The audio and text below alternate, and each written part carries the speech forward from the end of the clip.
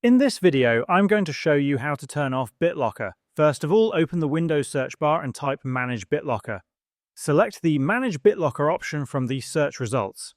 A window will open showing all the drives connected to your computer and their BitLocker status.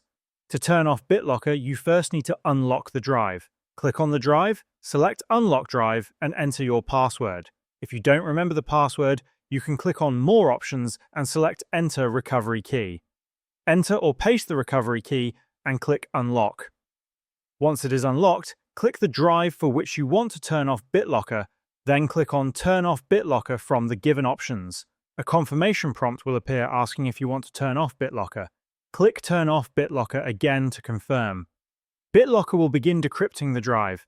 This process may take some time depending on the size of the drive and the amount of data stored on it. While the drive is decrypting, it will show decrypting next to the drive name. Once the process is complete, BitLocker will show off next to the drive name, which means that the drive is no longer protected by BitLocker. This is how you can turn off BitLocker.